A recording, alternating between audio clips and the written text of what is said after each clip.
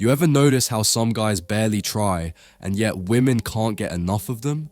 They're not texting 24/7, not constantly trying to prove they're the perfect man.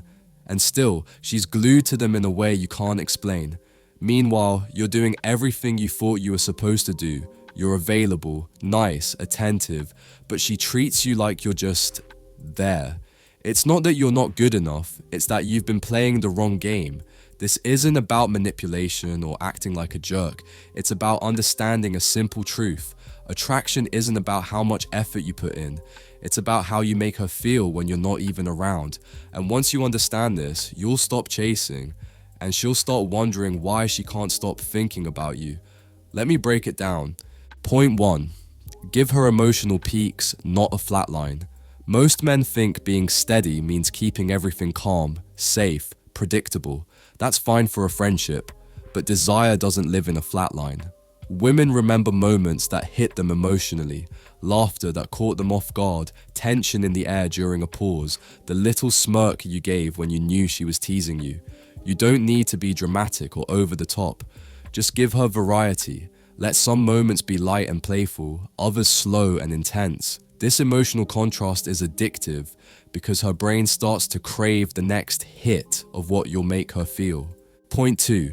Stop showing your whole deck at once. When you meet a woman you like, it's tempting to show her everything. Your humor, your stories, your vulnerability, all in the first few interactions.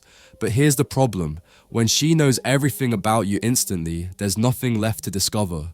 And discovery is where attraction grows. A man who paces himself, who lets her earn deeper access to his world, creates curiosity. She starts wondering, what else is there to him? What's he like when he's alone? What's his story? And once her mind starts filling in those blanks, she's already hooked. Point 3. Flirt with presence, not just words. Flirting isn't about memorized lines or constant compliments. It's about how present you are when you're with her. When you actually notice the way she plays with her hair while talking, or the way her tone changes when she's excited, and you react in a subtle way, you're creating intimacy without forcing it. Your attention makes her feel seen, not in a generic you look nice way, but in a you notice something no one else noticed way. That's where the spark really starts to burn. Point 4. Give her room to chase. Most men think the only way to get closer is to close the gap. Text more, call more, see her more. But when you're always available, she never gets the thrill of wondering if she has your attention.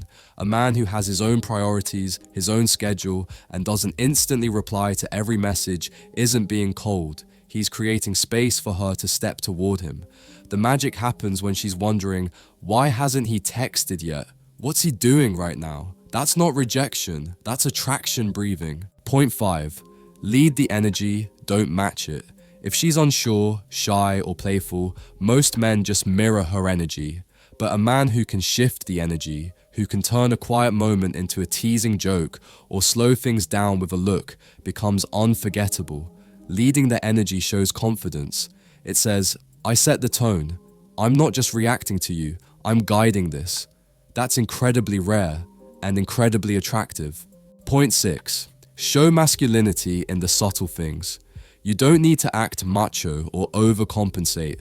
True masculinity is in the little moments, the way you speak with calm certainty, the way you take initiative without making a big deal about it, the way you stay composed when things get tense. Women pick up on this without you saying a word. It's not about dominating her. It's about showing you can handle yourself and the world around you. That quiet strength is what makes her lean in, both physically and emotionally. Point 7. Keep the story unfinished. Think about the last TV series you binged. Why did you keep watching? Because every episode ended with something unresolved. Attraction works the same way. If every interaction ends with complete closure, there's nothing to pull her back. Leave a little mystery. End conversations on a high note instead of dragging them out. Let her wonder what you were going to say before you change the subject. These tiny cliffhangers keep her mind replaying you long after you've gone. Point 8. Let her feel your absence. Here's something most men never understand. Your presence can be powerful, but your absence can be just as magnetic. When you're constantly around, she never gets to feel what life is like without you in it. And sometimes, the missing is what makes her want you more. Take a step back once in a while, not as a punishment, not as a game, but because you have your own world to live in. When you're genuinely busy building your life, your goals, your passions, you naturally create moments where she has to wonder where you are and what you're doing. That small ache of curiosity, that "I miss him" thought that sneaks in during her day. That's the seed of deep desire.